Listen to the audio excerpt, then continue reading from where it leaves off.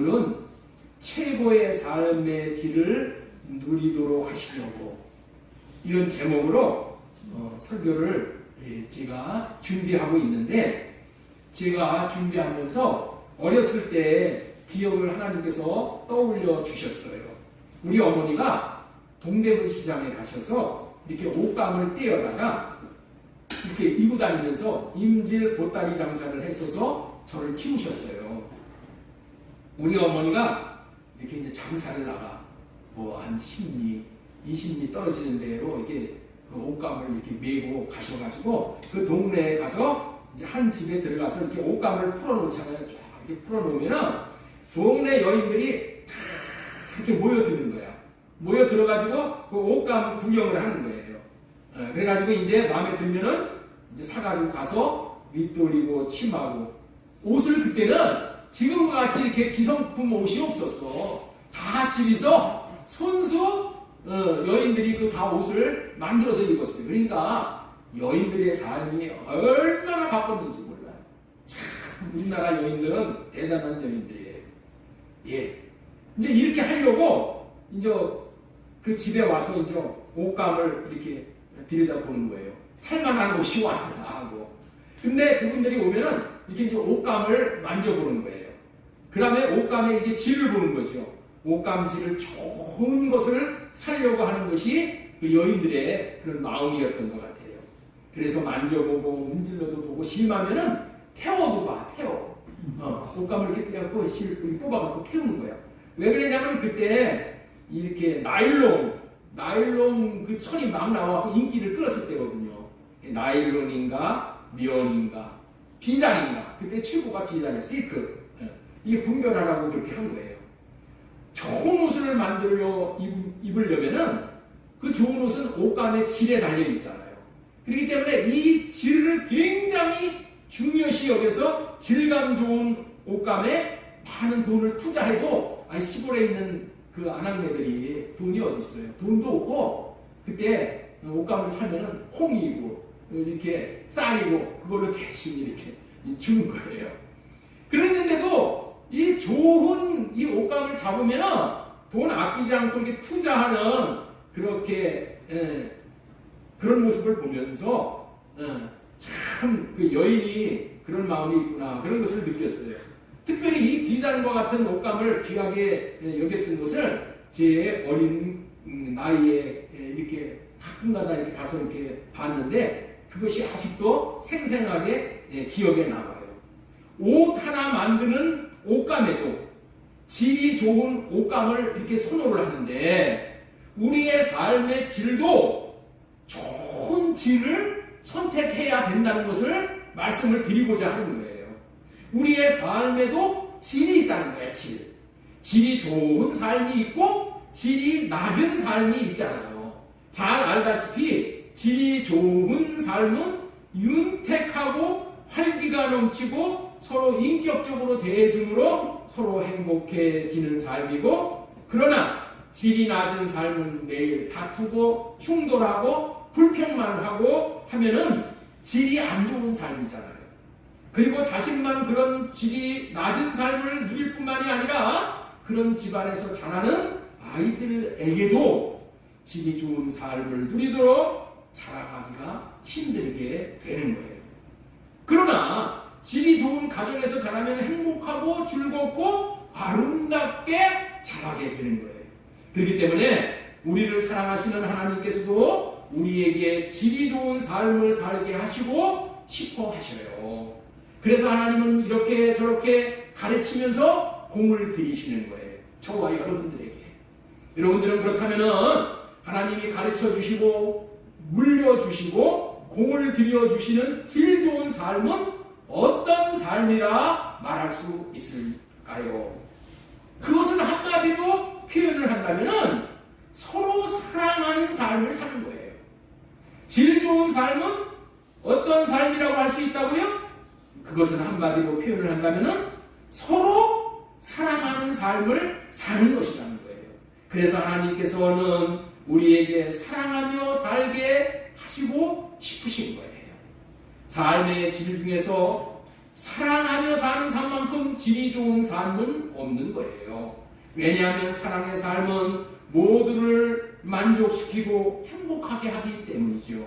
그래서 하나님께서는 이토록 질 좋은 삶을 주시고자 삼위 하나님께서 우리에게 다가오셔서 본을 보여주셨다는 거예요.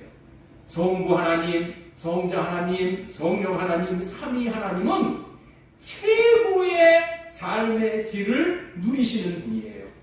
그분들의 삶이 어떻게 그렇게 최고의 질을 누리시는 삶이었다고 말할 수 있냐고요? 그것은 이분들은 서로 사랑하는 관계이고 마음이 하나 된 관계이고 생명이 한 생명인 관계이기 때문에 그래요. 그래서 이 삼위 하나님은 충돌이 없으신 거예요. 세 하나님은 충돌이 없으셔. 성부, 성자, 성령 하나님은 충돌이 없으셔. 충돌이 없다라는 말의 의미는 이런 의미예요. 성부 하나님이 이렇게 하자라고 의견을 제시하면은 성자 하나님이 아니에요, 이렇게 하는 것이 좋겠어요 라고 하지 않는다는 거예요. 100% 찬성하고 따른다는 거예요. 그런 의미의 말이 충돌이 없는 그런 삶이라는 거예요. 어떻게 해서 그럴 수가 있을까요? 서로를 자기 몸같이 사랑하기 때문에 의견을 존중하며 둠으로 그럴 수가 있는 거예요. 그렇기 때문에 이 최고의 삶의 질을 누리시는 삼위 하나님께서 친히 인간에게 다가오셔서 하나님 자신과 같은 삶을 주시기를 원하시는 거예요. 그래서 하나님은 우리에게 사랑으로 다가오셔서 사랑을 가르치려고 본을 보여 주시는 거예요. 맞습니다. 우리 모두 자타가 공인을 하듯이 삼위 하나님과 같이 사랑하는 삶보다 더 좋은 질의 삶은 없는 거예요. 그래서 우리 하나님은 자신들의 삶을 본으로 보여주시면서 우리들에게 그토록 사랑하라고 하시는 거예요. 지금부터 3,500년 전 모세를 통해서 시내산에서 주신 십계명에도 첫 계명에도 사랑하라고 말씀을 하셨어요. 또 예수 그리스도께서도 오셔서 동일하게 사랑하라고 말씀을 하셨어요. 우리 모세를 통해서 하신 말씀이 뭐예요? 이스라엘아 들으라, 우리 하나님 여호와는 오직 유일한 하나님이시니. 좀 띄워주세요. 너는 마음을 다하고 뜻을 다하고 힘을 다하여 네 하나님 여호와를 사랑하라. 오늘 내가 네게 명하는 이 말씀을 너는 마음에 새기고 자신이 먼저 하나님을 사랑함으로 질이 좋은 삶을 누리고 살 뿐만이 아니라 자녀들에게 가장 질 좋은 삶을 물려줘야 하므로 자녀들에게도 하나님을 사랑하는 것을 가르쳐 사랑할 수 있게 하라고 명령을 하시는 거예요. 7절 보세요. 네 자녀에게 부지런히 가르치며, 무엇을 부지런히 가르쳐요? 하나님을 사랑하는 것을 부지런히 가르치며 집에 앉았을 때든지 길을 가야 때든지 누워있을 때든지 일어날 때든지 이 말씀을 강론할 것이며, 이렇게 가르치라. 예수님이 하신 말씀도 보겠습니다. 마태복음 22장 36절에 선생님 율법 중에서 어느 계명이 크니까? 예수님께서 이르시되 내 마음을 다하고 목숨을 다하고 뜻을 다하여 주 너희 하나님을 사랑하라 하셨으니 이것이 크고 첫째 되는 계명이요 둘째도 그와 같으니 네 이웃을 내 자신과 같이 사랑하라 하셨으니 이 두 계명이 온 율법과 선지자의 강령이니라. 율법과 선지자라는 얘기가 뭐냐면은 성경의 가르침이다 그런 얘기예요. 우리들에게 사랑의 삶으로 높은 질의 삶을 주시기 위해서, 누리게 하기 위해서 하나님께서는 사랑하라고 하시는 것이고, 더 나아가서는 사랑을 하나님 나라의 강령으로 정해 놓으셨다는 거예요. 강령이라는 말이 무슨 뜻이냐면 띄워주세요. 하나님 나라의 규범이고 방침이고 추구하는 입장이고 핵심이야. 강령이라는 것은 성경의 가장 핵심이 강령이라는 거예요. 이 말을 다른 말로 표현하면은 하나님의 나라를 돌아가게 하는 원동력을 사랑으로 정해 놓으셨다라는 그런 의미의 말이야. 사랑이 하나님의 나라를 돌리는 원동력이기 때문에 이제 저와 여러분들은 가정과 사업장과 하나님의 나라인 몸된 교회를 사랑으로 돌아가도록 한다면은 삶의 질이 좋아지므로 행복한 인생이 될 수 있다는 것을 알아야 하는 거예요. 인간관계에서는 사랑으로 돌아가지 않으면은 반드시 문제가 생겨 한 군데에서부터 시작해가지고 이제 여러 군데까지 곪고 터져 나가기 때문인 거예요.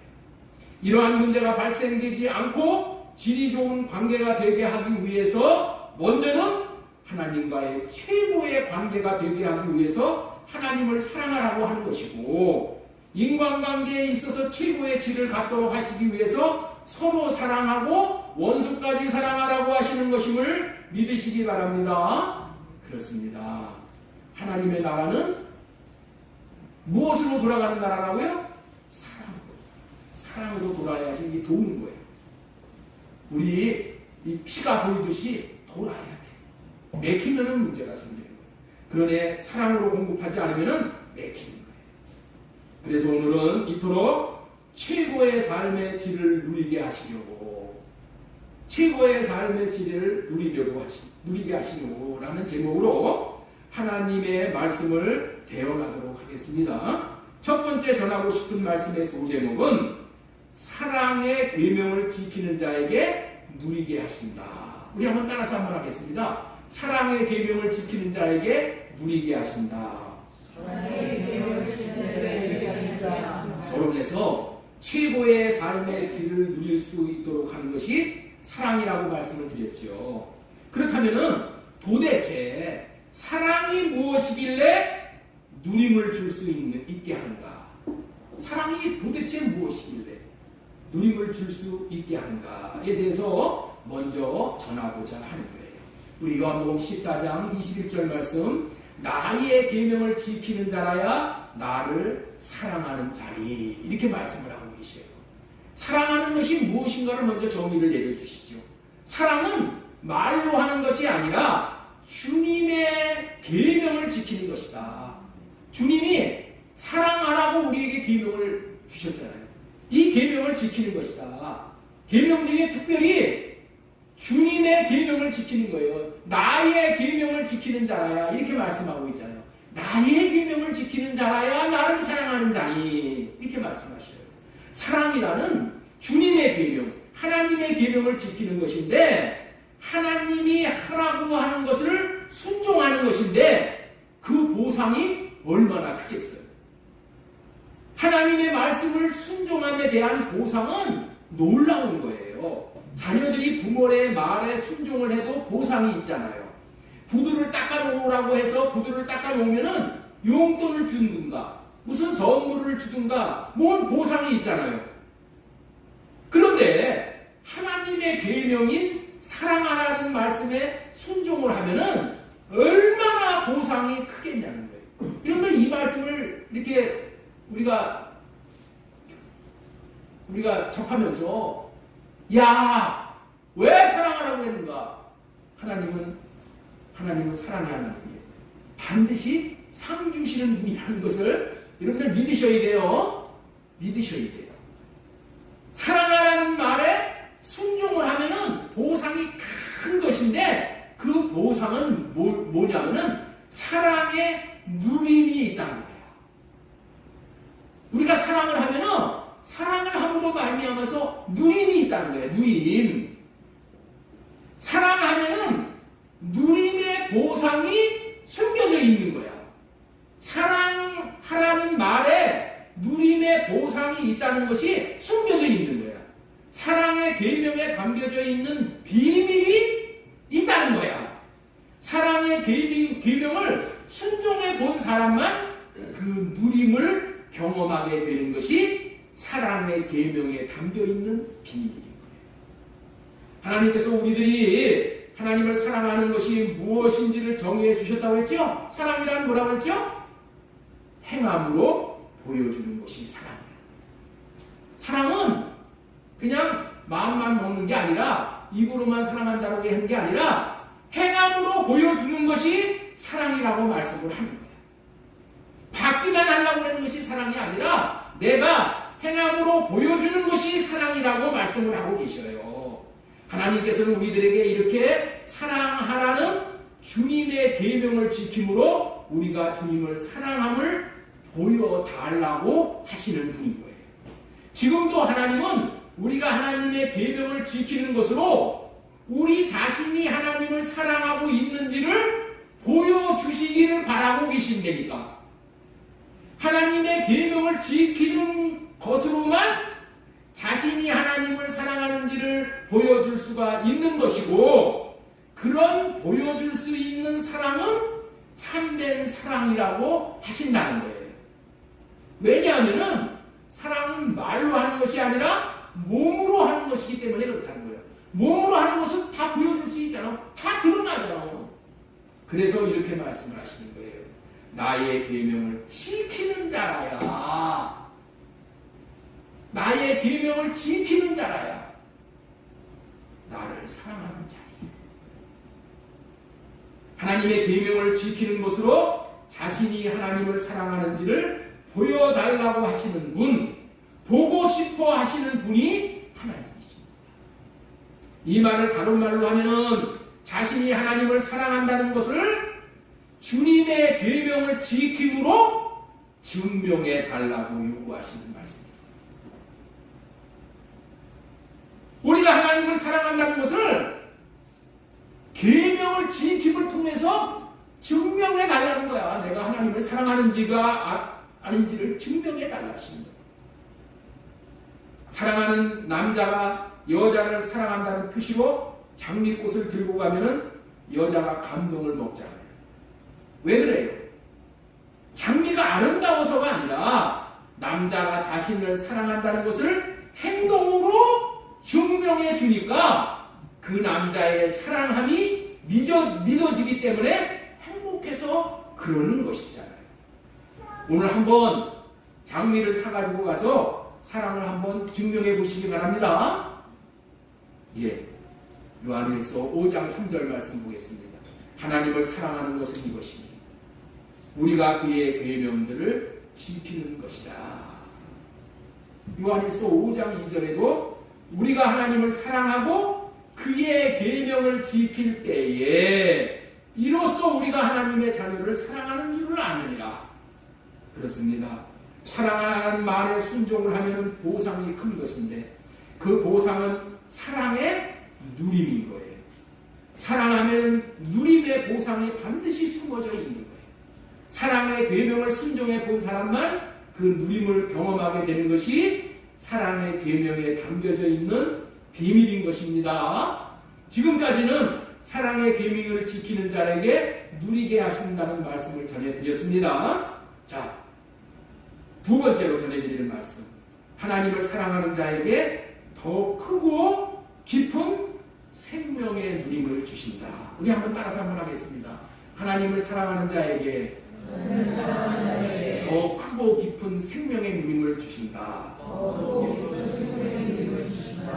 계명을 지키는 것으로 하나님을 사랑하는지 안 하는지 드러나게 하시어서 사랑하는 자에게는 아버지 하나님도 사랑해 주시고 예수님도 사랑해 주시고 그리고 그런 사랑의 삶을 사는 자에게 나타나시어서 상을 주신다는 거예요. 이게 그 얘기예요. 나의 계명을 지키는 자에게 지키는 자라야 나를 사랑하는 자니, 예수님을 사랑하는 자니, 예수님을 사랑하는 자에게 아버지께서 사랑을 해주신다는 거예요. 아버지께 사랑을 받는다는 거예요. 예수님을 사랑하는 자를 아버지가 사랑을 해주신다는 거야. 그리고 예수님도 또 그를 또 사랑해 주신대. 그러면서 마지막으로 하는 말이 뭐예요? 그 사랑하는 그에게 나를 나타내리라. 그렇게 말씀을 하고 계십니다. 나타나신 것이 나타나리라. 왜 나타나는 거예요? 왜 나타나실까? 민지사님, 왜 나타나실까? 예? 예수님을 사랑하는 자에게 예수님도 나타나신다는 거예요. 왜 나타나실까요? 상 주시기 위해서 나타나는 거예요. 중요한 이유는, 여기서 중요한 이유는 뭐냐? 사랑하는 삶을 이렇게 권장을 하시는 거예요. 권장. 우리 하나님이 권장을 하셔서 모두가 하나님을 사랑함으로 사랑함의 누림을 더욱 확장시키시고 확대하시고자 하는 하나님의 마음을 알게 되는 말씀이 이 말씀이야. 이 말씀. 다시 한번 읽겠습니다. 나의 계명을 지키는 자라야 나를 사랑하는 자니 나를 사랑하는 자는 내 아버지께 사랑을 받을 것이요 나도 그를 사랑하여 그에게 나를 나타내리라. 계명을 지키면서 사랑하는 자를 기뻐하시면서 하나님이 더욱 계명을 지키면서 하나님을 사랑하고 예수님을 사랑하고 이런 자를 기뻐하신다니까. 기뻐하시면서 하나님이 더 사랑해 주시고 하나님의 사랑을 받을 수 있도록 하시고 예수님까지 사랑하시고 예수님이 나타나 주시니 예수님이 나타나 주시는 삶의 질이 얼마나 윤택해지고 아름다워지고 이루 말할 수 없이 복에 복이 넘치는 게 되지 않겠어요? 이렇게 계명을 지킴으로 하나님을 사랑하는 것을 증명했을 때에 하나님은 우리가 하나님을 사랑하는 자로 인정하게 되고 그렇게 사랑하는 사람에게 나타내시겠다고 하셨는데 그 사람에게 나타나 주시는 이유가 뭐라고요? 그 사람에게 놀라운 보상으로 축복해 주시기 위해서 나타나십니다. 그렇다면 하나님이 주시는 놀라운 축복이 무엇이냐는 거예요. 이때 나타나셔서 사랑하는 자에게 나타나셔서 주시는 축복이 무엇이겠냐는 거예요. 그 놀라운 축복의 내용이 무엇이냐는 거예요. 그것은 하나님의 생명 안에 들어가게 하신다. 자, 우리 마태복음 19장 17절 말씀 읽겠습니다. 시작. 예수님께서 이르시되 어찌하여 하나님으로 네가 생명에 들어가려면 계명들을 지키라. 생명에 들어가려면 계명들을 지켜라. 무슨 말이에요? 사랑의 계명을 지키는 자에게 하나님께서 나타나셔서 생명을 주십니다. 생명에 들어가려면 계명들을 지켜라. 계명이 뭐예요? 사랑하라는 계명.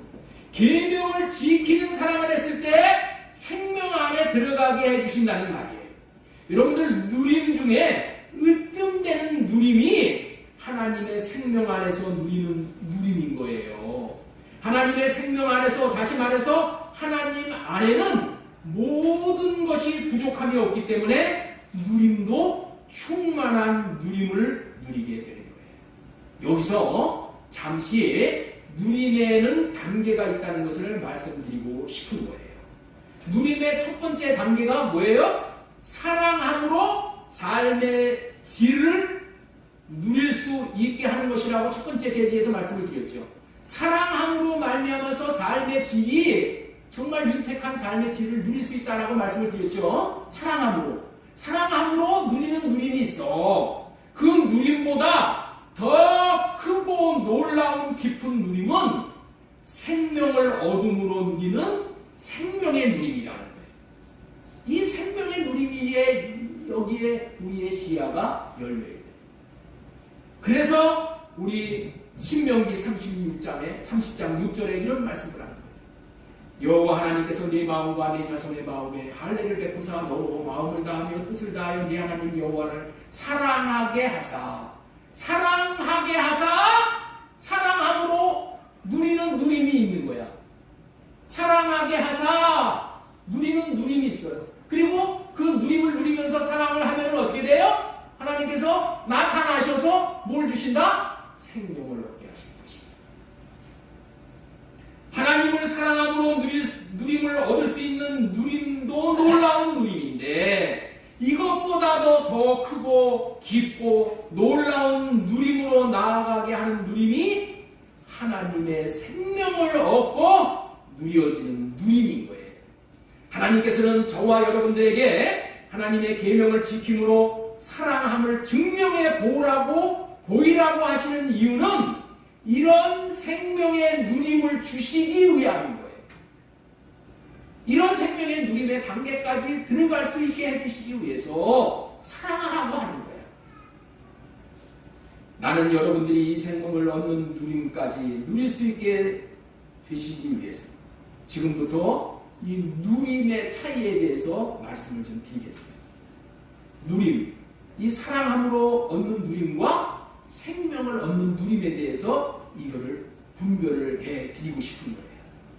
사랑한다는 의미를 쉽게 말한다면은 잘해준다라는 말로 표현을 하기도 해요. 사랑하는 것은 뭐하다? 잘해주는 거야. 잘해주는 거, 그 사람에게. 따라서 해보시기 바랍니다. 사랑은 잘해주는 것이다.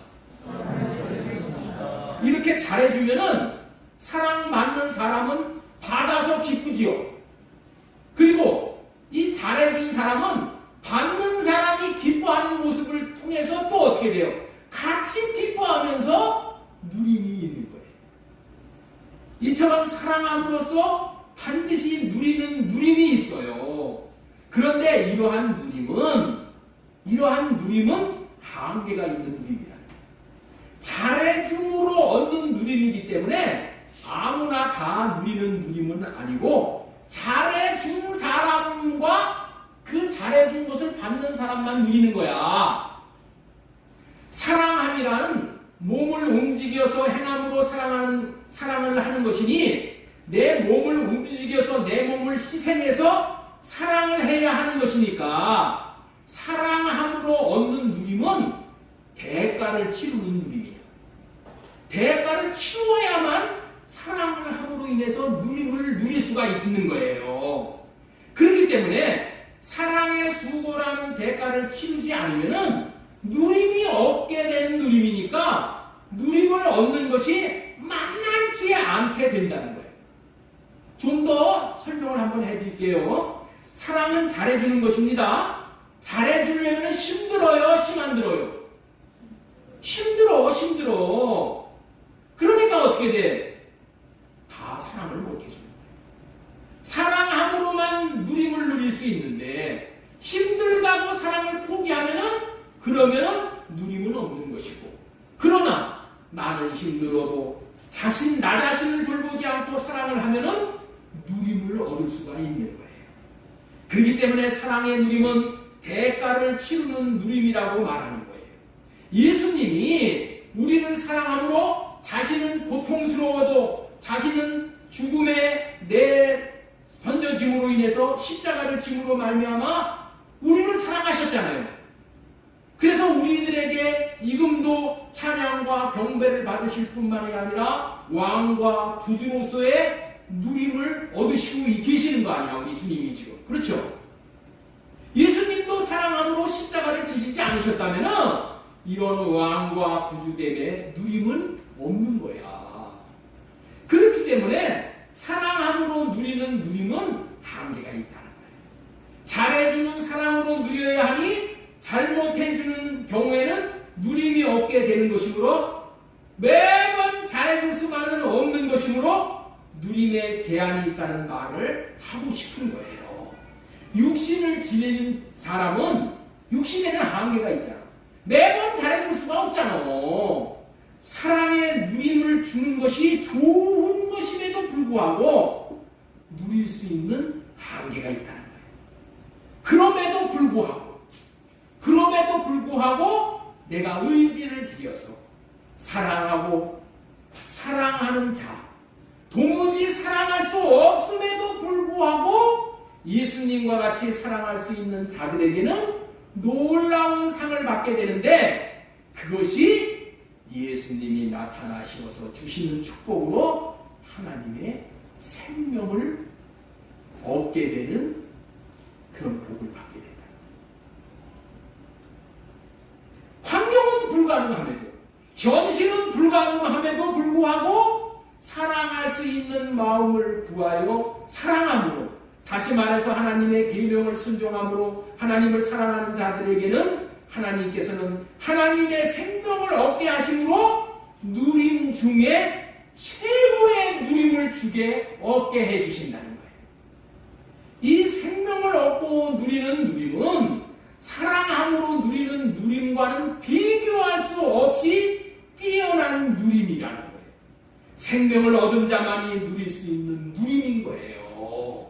자, 또 좀 이해를 돕기 위해서 모든 생명은 누림이 있는 거야. 모든 생명은 다 누림이 있어. 고양이 생명을 받았기 때문에 고양이의 생명을 받은 누림이 있어. 고양이는 어떻게 돼요? 자기가 배우지 않아도 노력하지 않아도 지루를 잡아먹을 수 있는 누림이 있잖아. 그렇죠? 꾀꼬리는 천성적으로 뭐 음악학원에 다니면서 무슨 뭐 발성을 배우고 뭐 성악을 배웠다고 그래서 아름다운 소리를 낼 수 있는 것이 아니라 그냥 뭐 소리만 내면은 아름다운 소리가 나와. 그래서 누림이 있는 거야. 호랑이는 동물의 왕이 되기 위해서 배우고 훈련하고 그래서 얻는 누림이 아니라 천성적으로 호랑이의 생명을 받음으로 호랑이의 생명의 누림인 동물의 왕으로서의 누림이 있는 거예요. 이와 같은 생명을 얻음으로 얻는 누림을 하나님은 우리에게 주시고 싶으신 거예요. 그 누림을 오늘 말씀드리고자 합니다. 하나님을 사랑하는 자에게 누림이 있지만 하나님을 사랑하는 자에게 더 크고 깊은 생명의 누림을 주신다는 말씀을 지금 전해드리는 거예요. 이와 같은 사랑의 함의 단계를 통해서 이런 방법을 통해서 얻는 하나님의 생명은 저와 여러분들에게 놀라운 누림을 얻게 하십니다. 여러분 한번 생각해 보세요. 이 호랑이의 생명을 받았는데 어떤 때는 누리고 어떤 때는 못 누리요? 어떤 때는 뭐 고양이도 못 잡아먹고 어떤 때는 뭐 토끼도 못 잡아먹고 그럴 경우가 있어요? 그런 경우가 있냔 말이야. 항상 호랑이의 생명을 받은 자는 어떻게 돼? 모든 동물을 언제든지 원하는 때에 다 잡아먹을 수가 있는 거야. 그렇죠? 생명의 누림이 그런 거야. 우리 하나님의 생명을 받으면은 내가 언제든지 하나님의 생명을 누릴 수가 있는 거야. 언제든지 하나님의 생명에서 나오는 사랑을 할 수가 있고 오래 참을 수가 있고 인내할 수가 있고 모든 사랑과 희락과 이 성령의 9가지 열매를 그걸 누릴 수가 있는 거예요. 하나님은 인간에게 먼저 하나님의 계명을 지킴으로 사랑하는 자들이 누리는 누림을 주실 뿐만이 아니라 자신이 처한 환경에도 불구하고 사랑하는 자들에게 하나님의 생명을 주시고 하나님과 같은 인격을 가지고 하나님이 누리실 수 있는 하나님이 누리는 것과 똑같은 그런 누림을 우리에게 누리면서 살아가게 하시는 분이시라는 거예요. 나는 여러분들 모두가 하나님의 생명인 하나님의 마음, 이 하나님의 이름 똑같은 이 하나님의 생명, 하나님의 마음, 하나님의 이름의 누림까지 누리실 수 있으시기를 소망하고 축원하는 거예요. 마태복음 19장 17절 보세요. 예수님께서 이르시되 어찌하여 선한 일을 내게 묻느냐? 선한 일은 오직 한 분이시냐? 네가 생명에 들어가려면 계명들을 지키라. 이렇게 하나님을 사랑하여 하나님의 생명을 받은 자들이 하나님의 나라를 누리는 것이고 더 나아가 하나님 나라에 마침내 들어가서 하나님 나라에서 왕노릇하고 살게 하십니다. 하나님의 생명을 받아야 최고의 누림을 누리는 것이고 이 생명을 받은 자들이 하나님의 나라의 주인공들인 거예요. 지금까지 우리의 누림에는 두 가지의 누림이 있다고 했어요. 첫째는 주님의 계명을 순종하여 사랑함으로 누리는 누림에 대해서, 그리고 두 번째로는 사랑함의 결과로 얻는 하나님의 생명을 얻어 누릴 수 있는 더 깊고 넓고 넓은 경지의 누림에 대해서 말씀을 전해드렸습니다. 하나님께서는 우리들 앞에 이런 놀라운 누림의 상을 다 베풀어 놓으셨어. 예? 누림의 잔치상을 다 베풀어 놓으셨어. 이미. 그러나 문제는 우리는 누림을 주는 첫 번째 관문인 주님의 계명인 사랑하라는 계명조차 지킬 수 없다는 거예요. 그래서 우리의 현실은 누림보다는 빈곤에 처해 있다. 공고함에 처해 있다. 이게 우리의 현실이야. 그래서 이 시간 우리의 근본적인 사랑할 수 없는 문제를 어떻게 해결할 수 있는가에 대해서 잠시 되새김질하고자 하는 거예요. 왜 이렇게 반복을 하는 거라고요? 우리는 우리 앞에 차려놓은 상일, 잔치상, 하나님이 주시는 사랑함과 생명의 누림을 빼앗겨서는 안 되기 때문에 그런 거예요. 하나님이 잔치상을 다 버려놓으셨어. 사랑함으로써 누리는 누림을 받아라. 그리고 생명을, 하나님의 생명을 받음으로 있는 누리는 이 놀라운 누림을 다 받아 누려라 하고 잔치상을 버려놓으셨는데도 저와 여러분들이 이걸 못 누리고 있잖아요. 그래서 이 생명의 누림을 빼앗길 수가 없기 때문에 또 하고 하는 거예요. 자, 지금까지 설교 제목이 뭐였었죠? 최고의 삶의 질을 누리도록 하시고, 첫 번째 대지가 사랑의 계명을 지키는 자에게 누리게 하십니다. 두 번째, 하나님을 사랑하는 자에게 더 크고 깊은 생명의 누림의 단계까지 들어가게 하셔서 그 누림을 주신다. 그 다음에 세 번째, 삶의 질을 바꿀 수 있는 유일한 길이 세언약이다. 따라서 한번 하겠습니다. 삶의 질을 바꿀 수 있는 유일한 길은 세언약이다. 지난주에 세언약에 대해서 알아야 된다고 7가지 복음을 말씀드렸죠. 이 복음을 통해서 삶의 질이 바뀌는 거예요. 이 주보에 오늘도 또 올려놨어요. 여기 오늘 주보 여기 예배 시간 밑에 또 올려놨어요. 자, 우리 한번 세언약이라는 무엇이냐? 예수님의 마음이 오면은 죄를 지을 일이 없는 누림을 주시겠다는 언약이다. 이게 세언약의 내용. 두 번째, 하나님의 법을 마음에 새겨줌으로 사랑의 법을 지킬 수 있으므로 누림을 주겠다는 언약. 하나님과 하나가 되어 영원히 하나님과 함께 살 수 있는 누림을 주시겠다는 언약이에요. 그 다음에 네 번째, 하나님이 나타나심. 하나님의 나타나심을 볼 수 있는 누림을, 하나님의 나타나셔갖고 생명 주잖아요. 하나님의 이름, 하나님의 생명을 받는 누림을 주시겠다는 언약이에요. 하나님의 백성이 되는 누림을 주겠다는 언약이에요. 하나님이 긍휼히 여겨주시는 누림을 주시겠다는 언약이에요. 자, 그런데 이게 많잖아요. 많은데 이거를 딱 한 가지로 딱 요약을 하면은 뭐냐? 새 언약으로 주시는 누림은 딱 한 가지로 말씀을 드리면은 뭐냐면은 예수님의 마음을 주시겠다는 거예요. 예수님의 마음을 주시겠다. 예수님의 마음이 뭐예요? 예수님의 생명이야.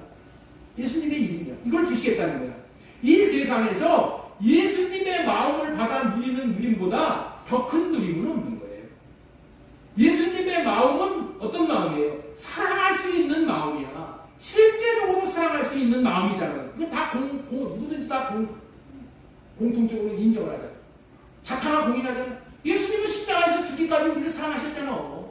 그러니까 예수님의 마음이 사랑할 수 있는 마음이라는 것을 여기에 2위를 달 사람은 이 세상에 어떤 마음도 사랑할 수 있는 마음은 없어. 오직 예수님의 마음만 사랑할 수 있는 마음이야. 예수님의 마음 안에만 하나님이 계시어서 사랑할 수 있는 마음을 주시기 때문에 그 사랑의 마음을 받아서 우리를 사랑하시는 거예요. 그래서 우리도 예수님의 마음을 받아서 사랑할 수 있게 되어져서 누림을 누릴 수 있게 되는 거예요. 자, 이처럼 예수님의 사랑의 마음을 주시어 사랑할 수 있게 해주시겠다는 언약이 이루어지면은 우리 모두는 하나님을 사랑하고 교회를 사랑하고 원수까지 사랑할 수가 있고 생명을 얻어 최고의 누림의 세계가 시작되는 것입니다. 자, 한 가지 여러분들 한번 생각해 보세요. 여러분 생각해 보세요. 사람이 바뀐다고 했어요? 안 바뀐다고 했어요? 사람은 안 바뀐다고 그러죠? 생사과도 80까지 간다고 그러죠? 안 바뀌고. 그러나 바뀌어요. 어떻게 하면 바뀌나? 내가 여러분들 있죠? 바뀔 수 있는 유일한 길이 뭐냐? 내가 사랑하면서 살면은 사람이 바뀐다는 거예요. 이건 한번 생각해 보세요. 내가 사랑하면서 살면은 내가 바뀌겠는가 안 바뀌는가? 사람이 자기가 바뀌려고 해서 바뀌는 것이 아니야. 할례받고 사랑을 구해서 사랑하면서 살다가 보면은 사람이 바뀌는 거예요. 사람이 바뀌는 유일한 비결이 뭐라고요? 비결이 뭐야? 내가 어떤 환경에도 불구하고 사랑을 하는 거야. 원수 같은 아내, 원수 같은 남편, 사랑을 하는 거야. 그럼에도 불구하고 사랑을 하는 거야. 사랑을 함으로 인해서 뭐가 온다? 하나님의 생명이 온다. 사랑할 수 있는 생명이 오는 거야. 주님의 마음을 구해서 사랑을 하잖아요. 그러면 사랑했다 할 때도 있고 못할 때도 있지만은 하여튼 어떻든 간에 사랑을 하고 하니까 의지를 부여서 주님의 마음을 구해서 사랑을 하는 거야. 사랑을 구해서 사랑을 하다 보면은 사람이 바뀌는 거야. 그래서 사랑할 수 있게 해주시겠다는 새 언약이 복음인 거야. 사랑하다 보면은 사람이 바뀌는 거예요. 사랑하다 보면 언어가 바뀌고 인격이 바뀌고 성품이 바뀌고 삶이 바뀌는 거예요. 새 언약은 예수님의 마음을 주시겠다는 언약인데 이 언약이 이루어지지 않으면 사랑할 수가 없고 생명을 받을 수가 없고 삶의 질을 바꿀 수가 없게 되어집니다. 그러나 새 언약이 이루어짐으로 사랑할 수도 있고 생명을 얻을 수도 있으므로 삶의 질을 바꿀 수 있는 유일한 길이야. 이게 새 언약이야. 이토록 사랑할 수 있게 해주시는 새 언약이 그래서 중요한 것이고 새 언약이 자신에게 이루어지는 것이 중요한 것이고 새 언약으로 말미암아 사랑과 생명을 누릴 수 있어야 하는 거예요. 그렇다면 이토록 중요한 새 언약이 자신에게 어떻게 이루어져 누릴 수가 있냐. 자, 그래서 네 번째 마지막으로 전해드리고자 하는 말씀이 새 언약을 이루어 주심을 믿고 주님의 마음을 구해서 살면은 누릴 수가 있다. 따라서 한번 하겠습니다. 시작. 새 언약을 이루어 주심을 믿고 누림의 시작은 새 언약이 이루어지는 거예요. 방금 전에 전한 대로 새 언약이 이루어져야 사랑도 가능하고 생명 얻음도 가능하기에 그래서 하나님은 먼저 새 언약을 맺어주시는 거예요. 자, 우리 히브리서 8장 8절 보겠습니다. 그들의 잘못을 지적하여 말씀하시되 주께서 이르시되 볼지어다 나의 이름이 내가 이스라엘 집과 유다 집과 더불어 새 언약을 맺으리라. 뭘 맺은다고요? 새 언약을 맺으리라. 새 언약을 맺으리라 이런 얘기가 뭐냐면은 새 언약을 맺어주셨다라고 말씀하는 언약이야. 어떤 자들에게 말씀하신다고요? 어떤 자들에게 새 언약을 맺어주셨다고 말씀하신다고요? 이스라엘 집과 유다 집에 새 언약을 맺어주는 거예요. 자, 새 언약은 누구에게만 맺어준다고요? 이스라엘 집과 유다 집만 새 언약을 맺어주는 거예요. 아멘 좀 하세요. 응? 누구에게만 새 언약을 맺어준다고요? 이스라엘 집과 유다 집에만 새 언약을 맺어주는 거야. 그런데 유다 집과 이스라엘 집에 새 언약을 맺으리라 한 이 말이 우리에게 지금 이루어졌어. 실제 이루어졌다니까. 예수 그리스도로 말미암아서 이루어진 거야. 그리고 또 한 가지는 또 뭐냐면은 여러분들 있죠? 예수님은 약속을 하실 때 미래에 일어날 일을 약속을 하시죠? 네? 이 성경을 읽는 여러분들 방법이야. 예수님은 미래에 대한 말씀을 하셔도 현재로 받아들이고 과거로 받아들일 수가 있는 거예요. 왜 그러냐? 미래의 말씀을 하셨어도 예수님의 말씀은 진리야. 100% 진리이기 때문에 이루어진 거야. 말씀하실 때 벌써 이루어진 거야. 그래서 여러분들 있죠? 이사야 9장 6절에 보면은 예수님이 태어나실 것을 말씀하실 때 뭐라고 얘기했냐면은 이는 한 아이가 우리에게 낳고 한 아들을 우리에게 주신 바 되었는데 이렇게 과거로 얘기를 했거든요. 아니 이사야 선지자가 700년 후에 예수님이 태어나실 것을 예언을 하는데 뭐라고 예언한다고요? 한 아기가 우리에게 낳고 한 아들을 우리에게 주신 바 되었는데 그의 어깨에는 정사를 메었고 그의 이름은 기묘자라 묘사라 전능하신 하나님이라 이렇게 말씀을 했다니까. 그러니까 여기서 있죠. 이스라엘 집과 유다 집과 더불어 새 언약을 맺으리라. 이 얘기가 어떻게 받아들인다고요? 저와 여러분들에게 지금 새 언약을 맺어주신다. 왜 맺어주셨을까? 저와 여러분들에게 새 언약을 맺어주신 이유는 딱 한 가지야. 여러분들이 이스라엘 집과 유다 집이 되었기 때문에. 이스라엘과 유다 집이 안 된 사람은 아직 맺어준 것도 모르고 이게 엉망이에요. 이스라엘과 유다집이 되었다는 것은 무슨 얘기냐? 아브라함과 맺은 언약, 아브라함에게 전한 복음을 믿고 자신의 육신의 생각을 할애받고 이제 새 언약을 이루어 주실 분으로 하나님의 아들 이 그리스도로 오실 것을 믿고 기다리는 자들에게 그들이 누구냐? 이스라엘 집과 유다 집이야. 여러분들은 지금 새 언약이 이루어지기를 지금 예수 그리스도로 말미암아서 이루어지기를 다 기다리고 있는 분들이었었잖아요. 다 그래서 그분들과 다 계약을 맺은 거야 지금. 그렇기 때문에 이 언약을 믿고 성령으로 말미암아 할례를 구하여 받고 주님의 마음을 구하는 자에게 주님의 마음을 주심으로 말미암아서 이제 새 언약의 7가지의 복음을 아까 읽어드린 7가지의 복음을 이제 누릴 수 있게 되는 거예요. 누릴 수 있게. 자, 지난주 수요일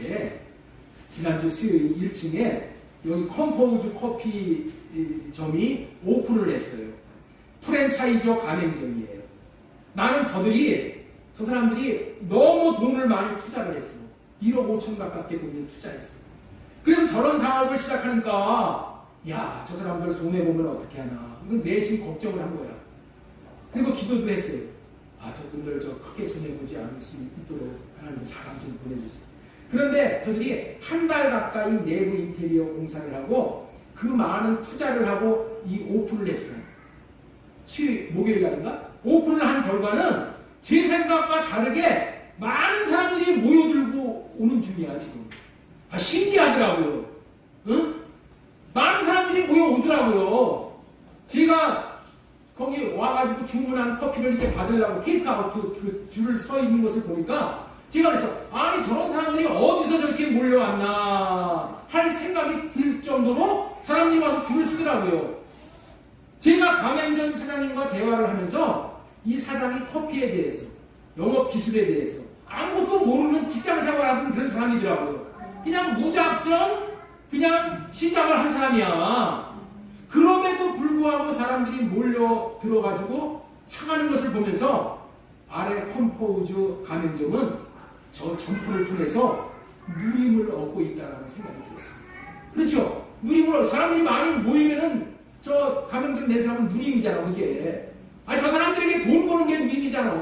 그 누림을 누리는 거야.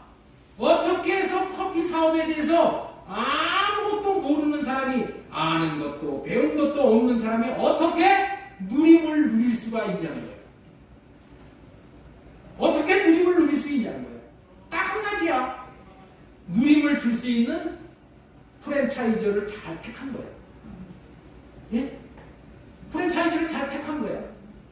우리 여기 문구점 그 사장님이 우리 안신혁전 부사가 컴포즈 커피 대리점 낼 수 있도록 다 얘기까지 다 해가지고 이렇게 다 얘기를 해줬는데도 그분은 그걸 택하지 않고 문구점을 택했어. 예? 그 사람은 누림을 줄 수 있는 프랜차이즈를 잘 택해서 본사에서 하라는 대로 했어. 하라는 대로 말을 듣고 따라서 했더니 덩달아 누림을 누리게 되었다는 거예요. 여러분들 제가 왜 이 커피 얘기를 하는지를 아시겠습니까? 뭐 내가 커피 선전하기 위해서 저기 가서 커피 삭스라고 선전하는 게 아니야. 우리도 누림을 얻을 수가 있는 사람들이라니까. 왜냐하면 누림 중에서 최고의 누림을 주는 프랜차이저가 뭐냐면은 새 언약이야, 새 언약. 최고의 프랜차이저가 새 언약이라니까. 새 언약의 프랜차이저를 통해서 누림을 얻을 수가 있는 사람들이 저와 여러분들이니까. 커피 가맹점 사장은 돈을 많이 들여서 프랜차이저 본사와 계약을 해서 누림을 누리고 있는데 새 언약의 프랜차이저는 7가지 복음을 누릴 수 있게 하는 프랜차이저임에도 불구하고 새 언약의 가맹점으로 이 계약을 하려고 하는 저와 여러분들은 땡전 한 푼 돈도 들이지 않고 계약을 할 수 있었어. 하나님이 계약을 해줬다니까? 땡전 한 푼 안 드렸잖아. 히브리서 8장 8절 다시 보겠습니다. 내가 이스라엘 집과 유다 집과 더불어 새 언약을 맺으리라. 맺어주셨다니까. 계약을 맺어주셨어. 여러분들이 다 뭐라고요? 새 언약의 가맹점이 됐다니까. 여러분들이 이미 최고의 누림을 주는 새 언약의 프랜차이저이신 주님과 계약이 되어 있는 거예요. 어떻게 해서 그렇게 되었다고요? 새 언약의 가맹점은 누구만 받아주는가 하면은 이스라엘 집과 유다 집만 받아준다고 했죠? 그런데 여러분들 저를 통해서 이 복음을 듣고 여러분들은 이스라엘 집과 유다 집이 되어져가지고 지금 약속을 기다리고 새 언약이 여러분들에게 이루어져갖고 주님의 마음이 오기를 기다리고 있는 사람들이잖아요. 그런 사람들에게 계약을 맺어준다니까. 이스라엘 집과 유다 집이 되었기 때문에 새 언약의 누림을 주시는 하나님께서 친히 새 언약의 가맹전 계약을 해주셨어요. 옆에 분에게 한번 알려주세요. 가맹전이 당신 됐습니다.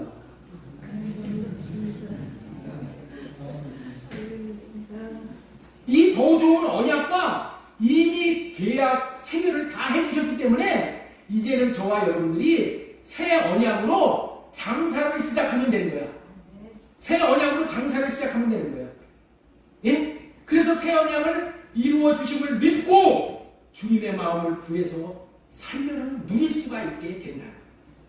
우리가 이제 새 언약으로 말미암아 사랑하게 하사 하나님의 생명을 누릴 수 있게 하시려고 주님께서 최고의 프랜차이저인 새 언약을 맺고 이루어 주심을 믿고 주님 마음 구해서 살면 누리는 것이다라는 말씀을 전해드리고 싶은 거예요. 만약에 저 컴포즈 커피 가맹점 사장이 좋은 프랜차이저와 계약을 했다고 하더라도 계약은 됐어. 그런데 건물 인테리어도 하지 않고 커피 제조기도 구입하지 않고 영업을 시작하지 않았다면 장사가 될 수가 없는 거예요. 그렇죠? 장사를 시작했기 때문에 돈 벌어가지고 누림이 있는 거 아니에요. 계약만 해갖고 되는 게 아니야. 장사를 시작해야 되는 거예요. 마찬가지로 이치로 저와 여러분들도 누림 중에 최고의 누림을 주는 프랜차이저인 새 언약을 계약해 주셨으니까 이제 장사를 시작해야 된다니까. 옆에 있는 분에게 얘기하세요. 장사 시작하십시오. 그런데 장사는 어떤 마음으로 시작해야 되냐는 거예요. 돈을 벌 수 있다는 믿음을 가지고 시작을 해야 돼. 나 돈 벌 수 있다 장사 시작하면은 그래야 장사가 되는 거잖아. 시작이. 마찬가지로 새 언약의 가맹전 된 일꾼들은 어떻게 시작해야 되는가? 사랑하게 해주신다는 믿음으로, 생명을 얻게 해주신다는 믿음으로 시작을 하면은 반드시 사랑의 누림과 생명의 누림과 주님의 마음을 누릴 수 있다는 믿음을 비롯해서 7가지의 복음을 누릴 수 있게 된다는 믿음을 가지고 시작을 해야 돼. 반드시 믿음을 가지고 시작을 해야 돼. 그래서 여러분들 있죠? 오늘 본문의 말씀이 무슨 말씀이냐? 히브리서 10장 38절이에요. 자, 우리 38절에서부터 보겠습니다. 나의 의인은 믿음으로 말미암아 살리라. 또한 뒤로 물러가면 내 마음이 그를 기뻐하지 아니하셨느니라. 우리는 뒤로 물러가 멸망당할 자가 아니오 오직 영혼을 구원함에 이르는 믿음을 가진 자니라. 여러분들 있죠? 이 믿음이 무슨 믿음이냐? 이게 중요한 거야. 이 말씀은 히브리서 8장서부터 10장까지의 내용이 무슨 내용이냐면은 새 언약에 대한 내용이야. 그런데 가서 읽어보시오.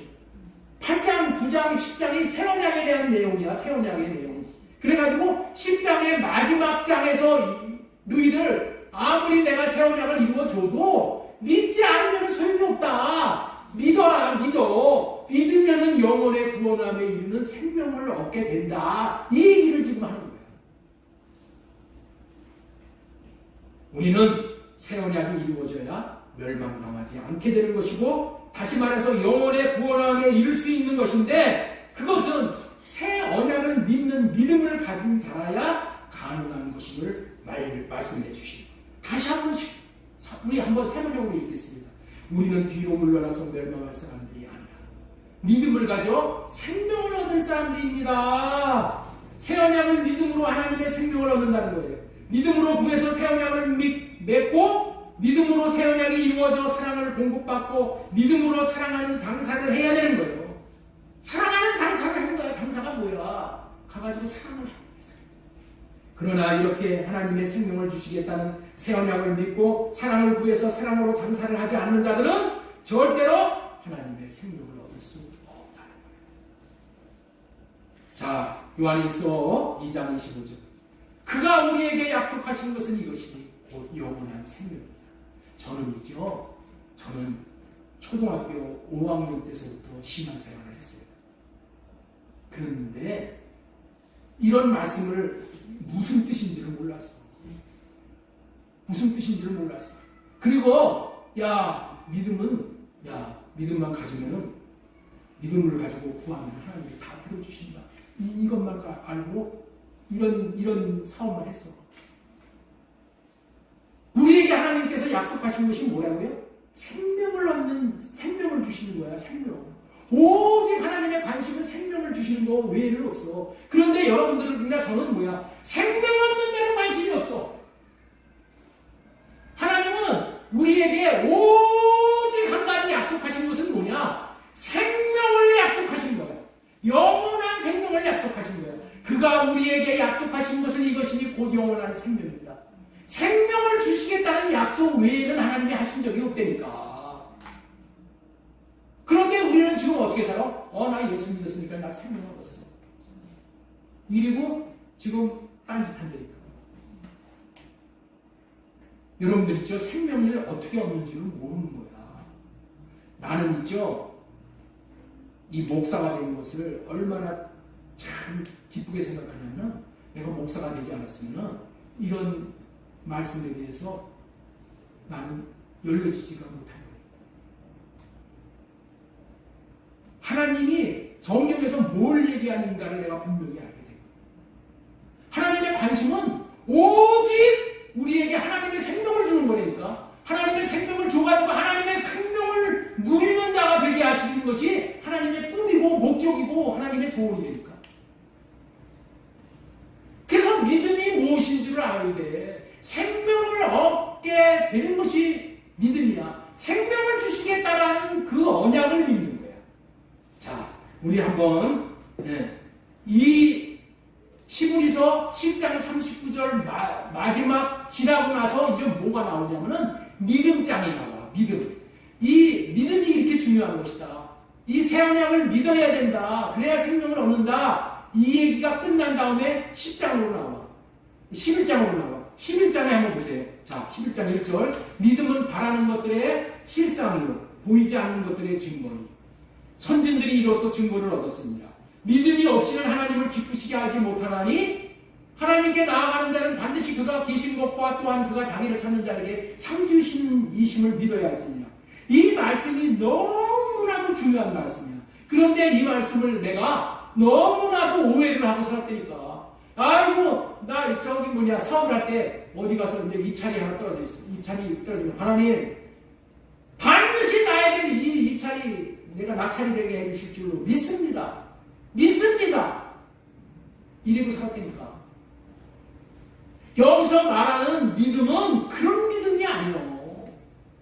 그런 천박한 것 구하는 그런 것을 하나님이 주시려고 여기다가 이렇게 쏘는 게 아니니까. 물론 그런 것도 보너스로 주셔. 어떤 자에게? 하나님의 생명을 얻은 자에게. 제일로 중요한 것은 하나님의 생명을 얻는 거예요. 믿음이 없이는 하나님을 기쁘시게 못하나니. 무슨 믿음? 새 언약을 믿는 믿음을 얘기하는 거예요. 여기서. 나에게 사랑할 수 있게 해주시고 생명을 얻게 해주시겠다는 믿음을 가지고, 하나님이 아무리 잔치상을 펼쳐놓으셨어도 내가 새 언약을 믿지 않으면, 내가 이스라엘 자손과 유다 집이 안 되면은 아무리 하나님이 주시고 싶어도 주실 수가 없다니까. 믿음이 없는 자에게는. 그래서 믿음을 가져라. 믿음은 반드시 반드시 자기를 찾는 자에게 상 주신다.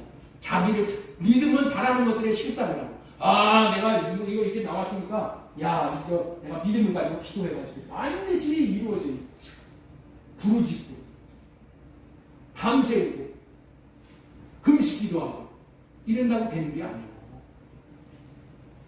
하나님이 이루어 주시겠다는 약속의 그 목적에 맞게끔 구해야 돼요. 그래야지 이루어진다니까. 우리 얼마나 그런 얘기를 많이 들었어요. 너 마음 먹은 대로 이루어지시는 건 너 믿어. 믿음으로 부르짖어봐. 네 입을 크게 열고 부르짖으면 받게 된다. 그래서 잘못 알았기 때문에 나중에는 믿고 구해도 자기가 구하는 것이 안 떨어져.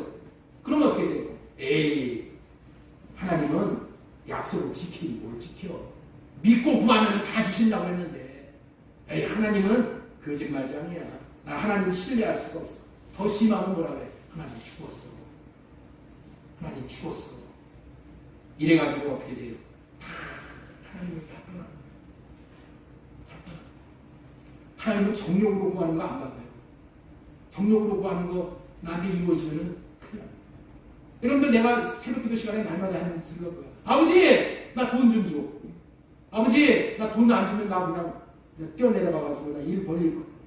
왜 돈 필요하냐? 아버지, 나 오토바이 하나 사가지고 저 자유로에 가서 여학생 꽁지에다 태고 그냥 신나게 하는 기분을 내요. 돈 달라고. 그러면 그 아버지가 그 조에게 말하게 돼. 주면은 자식 잃어버리는 거예요. 다시 잃어버리는 거예요. 그런데 자식이 아버지, 나 돈 좀 줘. 야, 왜 달라고 그냐? 아버지, 나 이제 정신 차려가지고 이제 내가 공부해야 된다는 것을 알았어. 나 도서관에 댕겨야 되고 나 학원 댕길 거야. 공부할 수 있게끔, 일용품 살 수 있게끔, 문구를 살 수 있게끔 돈 주죠. 여기 있다, 빨리 가져와라. 이게 아버지가 하는 거냐. 하나님은 우리에게 뭐를 구하기 원하신다고요? 새 언약으로 말미암아 생명을 주시기 원해요. 생명만 받으면은 하나님의 자녀가 되는 거예요. 그러면 어떻게 돼? 아, 자녀는 하나님이 다 책임져. 아, 여러분들도 자녀는 책임지잖아. 그렇죠? 책임질 능력이 안 되더라도 내가 책임져야 되겠다는 마음은 있잖아. 그렇죠? 하나님이 우리를 책임 못 지시겠어요? 하나님은 반드시 책임질 마음도 있고 능력도 있으셔. 그런데 뭘 걱정해? 우선순위를 알아야 돼. 생명을 얻는 게 우선순위. 이미 생명을 얻을 수 있는 방법을 다 알려줬어. 생명을 어디서부터 나도 새 언약이 이루어져서 사랑하게 하사 생명을 주실 것입니다. 이미 새 언약의 프랜차이저 대신 주인과 우리가 계약이 됐습니다. 이제 뭐 하면 돼요? 나가서 할례받고 구해서 마음 구해서 사는 거예요. 생명의 역사가 여러분들에게 자라야 되는 거죠. 생명이 자라는 거예요. 예수님의 이름이 그러면은 여러분들의 삶이 누림이 있는 거야. 야, 예수님을 믿고 사는 것이 이렇게 신나는 것이구나. 이런 누림을 가지면은 얼굴에 기쁨이 있고 그냥 환희가 있고 그냥 만나는 사람마다 이 복음을 알게 하기 위해서, 생명의 복음을 알게 하기 위해서 전도하고 얼마나 열정적인 인생이 되게 되는 거죠. 이거 주시기 위해서 오늘 우리 주님께서 최고의 삶의 질을 누리도록 하신다. 하나님이 약속하신 언약은 새 언약이에요. 새 언약을 약속하셨으니 새 언약을 믿고 장사를 잘하는 사람에게 약속이 이루어지게 하셔서 사랑하게 하사 하나님의 생명을 얻게 하시고 최고의 누림을 주시는 우리 하나님을 믿고 한 주간 장사 잘 하시기 바랍니다. 한 주간 누림이 있으시기를 예수님의 이름으로 소망드리고 축원합니다.